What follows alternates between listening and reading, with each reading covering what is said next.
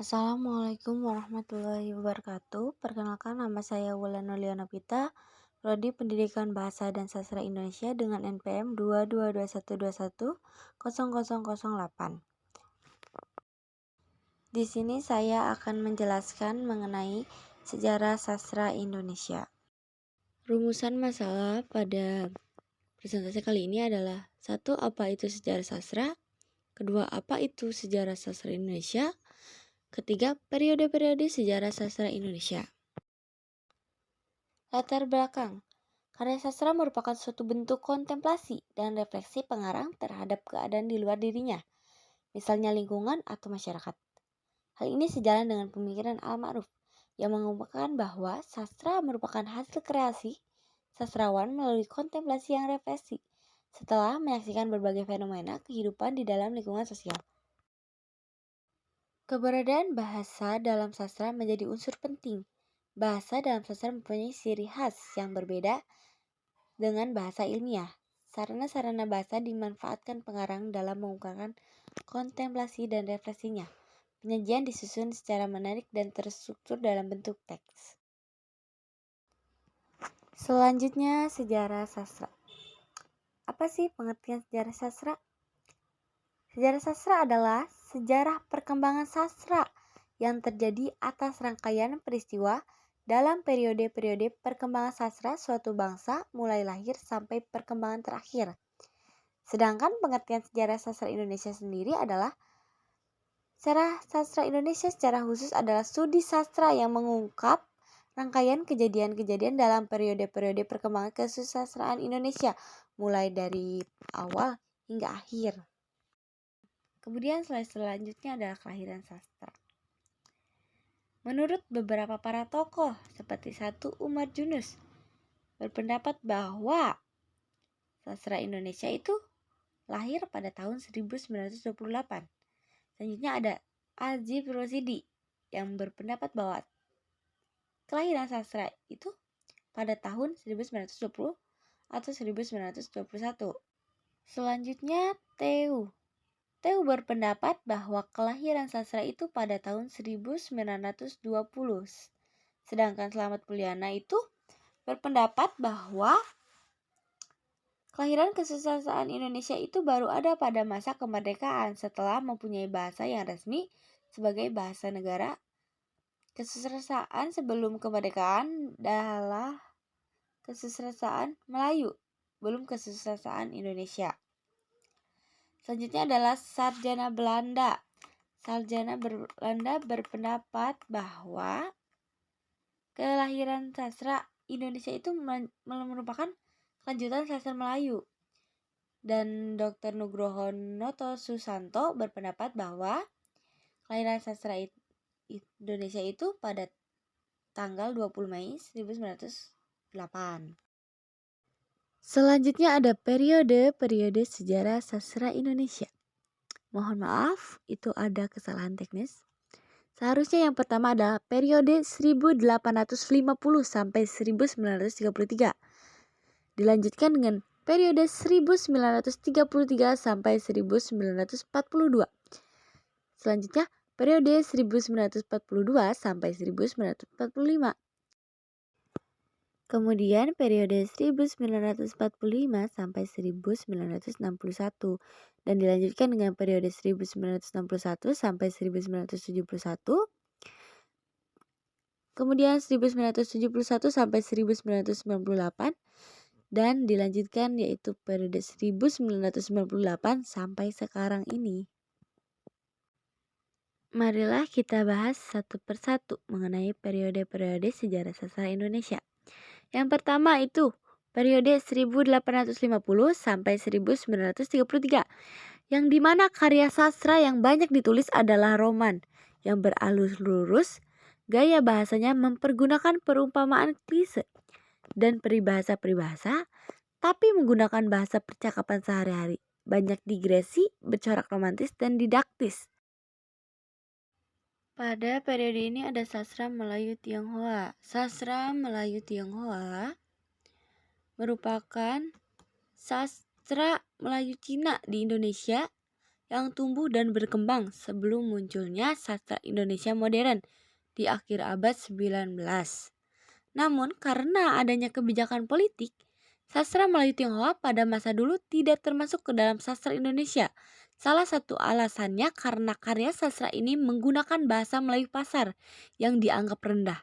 Sementara karya sastra menggunakan bahasa Melayu tinggi yang dianggap sebagai bagian kebudayaan bangsa.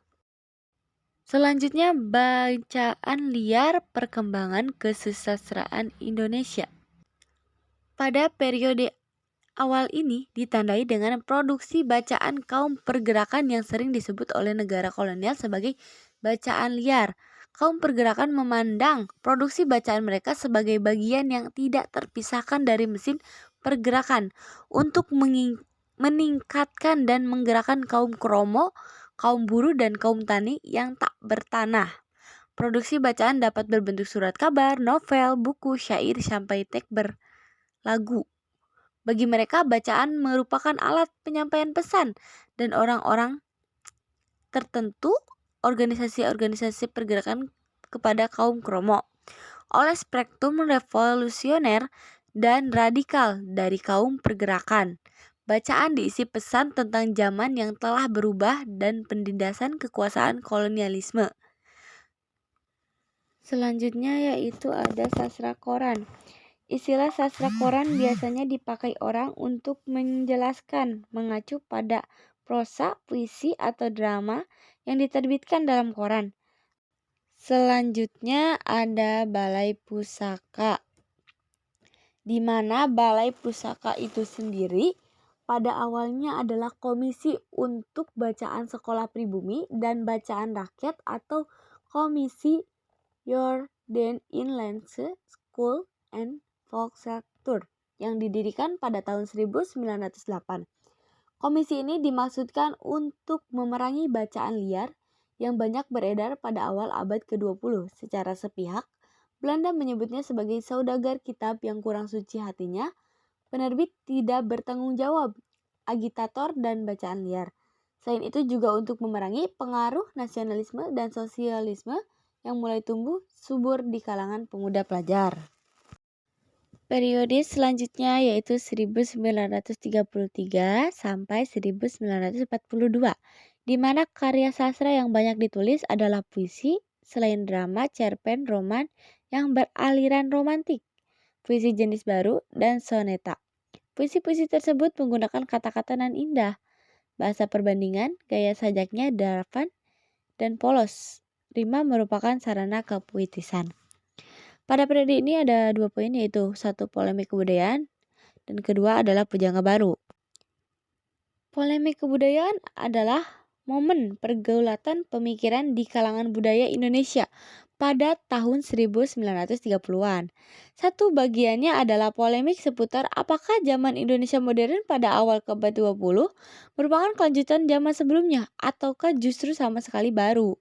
Bagian ini diisi dengan saling balas tulisan antara Sultan Takdir al-Shibana, Sanusi Paneh, dan Puer Bajraka. Perdebatan mereka dan tokoh-tokoh budayawan lainnya dikumpulkan oleh Adsdiat Kartamiharja dan dijadikan buku polemik kebudayaan yang diterbitkan Balai Pusaka pada 1948.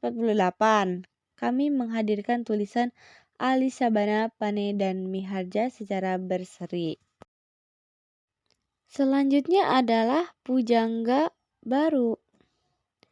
Ada beberapa majalah yang sudah terbit sebelum pujangga baru, yaitu majalah Si Poesaka, Panji Poesaka, Jong Java, dan lain-lain. Setelah menerbitkan beberapa majalah, selanjutnya menerbitkan pujangga baru yang tujuan pendiriannya adalah untuk menumbuhkan kesusastraan baru yang sesuai semangat zamannya dan mempersatukan para sastrawan dalam satu wadah, karena sebelumnya boleh dikatakan cerai-berai dengan menulis di berbagai majalah. Berdirinya majalah Pujangga Baru merupakan buku kebutuhan masyarakat pada zaman itu akan suatu media publikasi yang menampung dan membahas tentang sastra dan kebudayaan.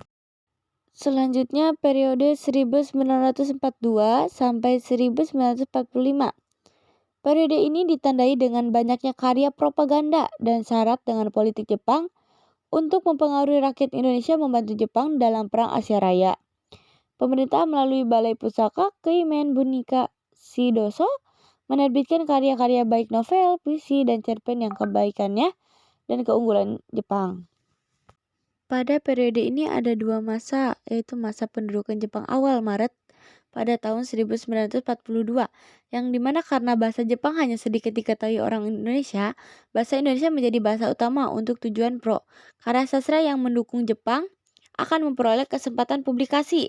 Sebaliknya, yang nadanya bertolak pada Jepang akan disingkirkan. Yang kedua adalah masa propaganda pada bulan Agustus 1942. Pemerintah Jepang mendirikan sebuah badan bertugas mengurus kegiatan propaganda Jepang yang diberi nama Sendebu. Lembaga ini berusaha membangun citra pemerintah Jepang melalui berbagai cara, termasuk mempropagandakan kebijaksanaan pemerintah Jepang. Lembaga ini kemudian mendirikan berbagai propaganda yang anggotanya terdiri budayawan, wartawan, dan seniman. Kegiatan lainnya yang dilakukan barisan propaganda ini adalah mendirikan Surat Kabar Indonesia Raya yang berisi pesan pemerintahan, berita perang, dan iklan kebudayaan. Surat kabar yang hanya berisi 4 halaman ini terbit setiap hari kecuali hari libur dan minggu. 1945 sampai 1961. Pada karya sastra periode ini menggunakan puisi bebas dengan gaya ekspresionisme, simbolik, realis, gaya sajaknya prismatis dengan kata-kata yang ambigu dan simbolik dengan beberapa kiasan seperti metafora, juga ironi dari sinisme. Sastrawan-sastrawan yang berjirah dalam periode ini adalah Chairil Anwar, Dicampur Debu, Kerikil Sarjan, Yang Terhempas, dan Yang Putus. Itu termasuk karya yang dihasilkannya. Pada periode ini ada beberapa poin. Yang pertama, gelanggang seniman merdeka. Nama Chairil Anwar mulai dikenal di kalangan seniman pada tahun 1943. Ia dikenal sebagai penyair muda yang memperkenalkan gagasan baru dalam puisi. Karena sifatnya yang individual dan bercorak ke barat, ia banyak mengejek seniman-seniman di kantor pusat kebudayaan pada zaman Jepang. Kemudian ada Lembaga Kebudayaan Rakyat.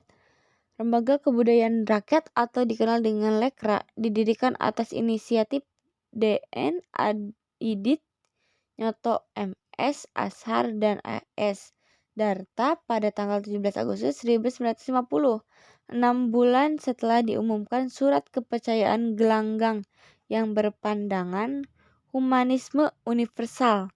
Selanjutnya adalah krisis sastra pada bulan April 1952. Di Jakarta diselenggarakan sebuah simposium tentang kesulitan-kesulitan zaman peralihan sekarang. Dalam simposium ini dilontarkan istilah krisis akhlak, krisis ekonomi, dan berbagai krisis lainnya. Tahun 1953 di Amsterdam diselenggarakan simposium tentang kesusastraan Indonesia. Antara lain berbicara dalam simposium itu Asrul Sani, Sultan Takdir Ali Syabana, Profesor Dr. Werthiem, dan lain-lainnya. Disinilah untuk pertama kali dibicarakan tentang impasse atau kemacetan dan krisis sastra Indonesia sebagai akibat dari gagalnya perpulisi Indonesia. Tetapi persoalan tentang krisis baru menjadi bahan pembicaraan yang ramai ketika terbit majalah Konfrontasi pada pertengahan tahun 1954. Selanjutnya ada majalah Kisah. Salah satu alasan yang mengemukakan adanya krisis sastra adalah karena sedikitnya jumlah buku yang terbit.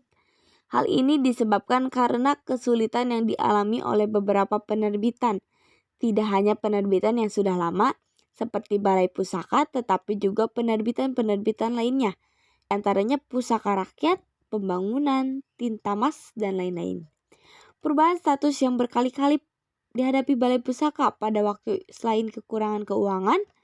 Menghadapi hal tersebut, maka pengarang lebih banyak menulis di majalah-majalah siasat, Zenith, Mimbar Indonesia, dan lain-lain.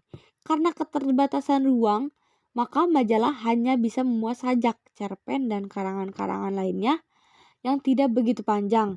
Keadaan itulah yang menyebabkan lahirnya istilah sastra majalah atau majalah kisah. Istilah ini dikenal oleh Nugroho Sustasono dalam tulisannya Situasi 1954 yang dimuat majalah Kompas yang dipimpinnya.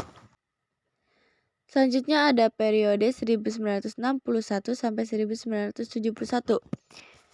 Periode ini meneruskan gaya periode sebelumnya, terutama struktur estetisnya, mempersoalkan masalah kemasyarakatan yang baru dalam suasana kemerdekaan dengan berorientasi pada bahan-bahan sastra dari kebudayaan Indonesia itu sendiri.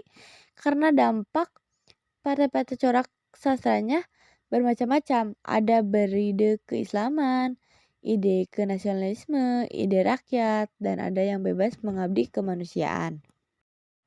Pada periode ini ada beberapa poin. Yang pertama, manifestasi kebudayaan, yang dimana manifestasi kebudayaan adalah konsep kebudayaan yang mengusung humanisme universal yang diformulasikan pada masa demokrasi terpimpin sebagai suatu bentuk respon dari teror-teror dalam ranah kebudayaan yang dilancarkan oleh orang-orang yang tergabung dalam rekla. Poin kedua, ada majalah Horizon. Kehidupan politik selama tahun 1964, 1965, dan awal tahun 1966 berpengaruh terhadap kehidupan kesusastraan. Kesusastraan Indonesia kurang menggembirakan. Buku-buku sastra jarang terbit. Majalah kebudayaan terutama sastra, tempat pengarang menyebarkan hasil karyanya juga tidak terbit, kecuali majalah basis di Yogyakarta. Angin segar mulai bertiup kembali dengan terbitnya majalah Sastra Horizon.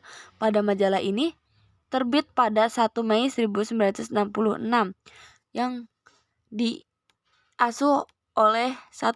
Mohtar Lubis, kedua H.B. Jasin Jaini, ketiga Taufik Ismail, keempat Arif Budiman, dan D.S. Moel Janto. Majalah ini merupakan kekuatan baru atau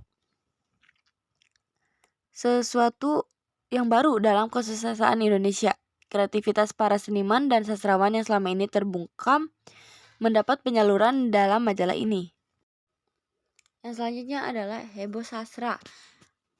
Heboh sastra itu merupakan peristiwa dalam sastra Indonesia yang merupakan reaksi atas cerpen Langit Makin Mendung karya Ki Panji Kusmin yang dimuat di majalah sastra Agustus 1968. Cerpen tersebut dianggap menghina Tuhan dan agama Islam. Periode selanjutnya itu periode tahun 1971 sampai 1998, di mana periode selain maraknya karya-karya populer juga banyaknya bentuk eksperimentasi sastra dalam sastra. Dalam karya puisi memunculkan 4 jenis gaya puisi, yaitu mantera, puisi imajinisme, puisi lugu, dan puisi lirik. Masalah yang diangkat dalam puisi mempersoalkan masalah sosial, kemiskinan, pengangguran, jurang kaya dan miskin, menggunakan cerita-cerita dan kepercayaan rakyat dalam balada. Prosanya umumnya menggambarkan kehidupan sehari-hari yang kental dengan warna daerah dan pedesaan. Pada periode ini ada beberapa poin. Yang pertama itu karya populer atau sastra populer. Karya-karya yang tampil di beberapa media massa karena menggunakan media publik, maka isinya disesuaikan dengan selera publik atau populer. Maka karya-karyanya pun disebut karya populer. Istilah populer mencakup karya-karya penerbitan yang diproduksi secara massal dan cepat. Karena diproduksi massal itulah harganya murah. Sebagian besar ceritanya mengangkat peristiwa aktual yang terjadi pada waktu itu yang disajikan secara sangat ringan. Yang selanjutnya ada sastra eksperimen. Sastra eksperimen karya sastra di Indonesia diawali lahirnya puisi Mbeling. Pada mulanya adalah nama ruangan puisi dalam majalah Aktual terbitan Bandung 1972 sampai 1978. Kemudian puisi-puisi yang dimuat dalam ruangan tersebut dinamai juga puisi Mbeling. Mbeling itu sendiri menurut redaksi majalah Aktual ialah sikap nakal, mengunggah nilai-nilai yang bokek, nilai seni kaum tua yang terlalu dijemetkan dengan teori-teori yang sudah tidak cocok, kaku. Pengajar utama puisi Mbeling adalah Remy Silando, pengarang yang nama aslinya adalah Jopi Tamboyong. Yang selanjutnya ada pengadilan puisi. pengadilan puisi itu adalah bentuk lain pemberontakan kalangan muda terhadap kemapanan majalah Horizon maupun kemapanan pengarang-pengarang senior. Kemudian ada sastra akademik atau fakultas sastra. Sejarah perkembangan kesusastraan Indonesia tidak dapat dilepaskan dari kegiatan kritik sastra. Kegiatan penelaahan karya sastra di Indonesia tidak bisa dilepaskan dari peran para kritikus yang berasal dari kalangan akademik yang hasil kajiannya dikenal sebagai kritik akademik. Periode selanjutnya itu, mohon maaf, itu tidak tertulis, yaitu periode 1998 sampai sekarang, yang dimana periode ini ditandai dengan maraknya karya-karya sastra puisi cerpen, novel yang bertema sosial politik, khususnya seputar reformasi. Di rubrik sastra harian Republik kami selama berbulan-bulan di muka rubrik sajak sastra peduli bangsa atau sajak sastra reformasi, berbagai pentas pembaca sajak dan penerbitan buku antologi puisi juga didominasi sajak-sajak bertema sosial politik. Pada periode ini ada beberapa poin. Yang pertama itu perempuan pengarang kontemporer, di mana periode ini dicirikan dengan bermunculan para penulis perempuan muda yang banyak bebas mengeksplorasi bahasa dan tidak terkekang menabuhkan seks pada karya tersebut. Kayak pengarang wanita tersebut salah satunya Denar Mahesa Ayu. Dengan karyanya mereka bilang, "Saya Monyet", kumpulan cerita pendek yang memuat 11 cerpen ditulis Denar pada 2001 sampai 2002. Selanjutnya itu ada sastra cyber. Sebutan sastra cyber mulai dikenal pada saat budaya internet tumbuh dengan kata cyber sastra yang asal katanya dari cyber, yang dalam bahasa Inggris tidak bisa berdiri sendiri dan terpaut dengan kata lain seperti cyberspace, cybernet, cybernetis. Cyberspace berarti ruang yang saling terpaut membentuk suatu budaya di kalangan mereka. Sedangkan cybernet berarti pengendalian proses menggunakan komputer, dan cybernetis mengacu pada sistem kendali otomatis, baik dalam sistem komputer maupun jaringan saraf. Dari penjelasan ini dapat dikemukakan bahwa sastra cyber atau cybersastra adalah aktivitas sastra yang memanfaatkan komputer dan internet. Yang ketiga ada banjir cerpen. Sejarah cerpen sendiri berasal dari sketsa fragmen esai-esai yang menggambarkan kehidupan sehari-hari, cerita ringan dan lucu, cerita bersambung, atau kisah tragedi percintaan yang diambil dari suatu peristiwa yang pernah menjadi berita aktual. Semua disebut cerita. Satu hal yang menjadikannya cerpen cepat berkembang karena dipengaruhi oleh sikap revolusionis kepekaan masyarakat Indonesia untuk sebuah perubahan yang cepat dan signifikan, sehingga menuntut kehadiran sebuah bentuk karya sastra yang bersifat santai. Cerpen cepat caji dan mudah dipahami oleh seluruh pembaca, dan kecenderungan itu mengarah pada cerpen dibanding puisi, novel, dan drama. Cerpen Indonesia pada paruh pertama pasca reformasi mengalami booming. Selanjutnya kesimpulan. Sejarah sastra adalah sejarah perkembangan sastra yang terdiri atas rangkaian peristiwa dalam periode-periode perkembangan sastra suatu bangsa, mulai lahir sampai perkembangan terakhir. Sejarah sastra Indonesia secara khusus adalah studi sastra yang mengungkap rangkaian kejadian-kejadian dalam periode-periode perkembangan kesusastraan Indonesia, mulai kelahiran sampai perkembangan terakhir. Sastra Indonesia ini berkembang cukup pesat. Hal itu terbukti dari banyaknya karya sastra seperti pantun, syair, hikayat, puisi, cerpen, novel, roman, teks drama, dan lainnya. Berkembangnya sastra ini merupakan hasil dari karya yang dihasilkan oleh para sastrawan. Menghasilkan sebuah karya sastra merupakan salah satu wujud sastrawan untuk kemajuan dunia sastra Indonesia. Sastra berkembang mengikuti zaman. Ada beberapa periode, yaitu periode 1850 sampai 1933, periode 933 sampai 1942, periode 1942 sampai 1945, periode 1945 sampai 1961, periode 1961 sampai 1971, periode 1971 sampai 1998, dan periode 1998 sampai sekarang. Baik, itu saja yang dapat saya sampaikan. Kurang lebihnya saya mohon maaf. Dan apabila ada komentar, boleh ditinggalkan di kolom komentar di bawah. Terima kasih. Wassalamualaikum warahmatullahi wabarakatuh.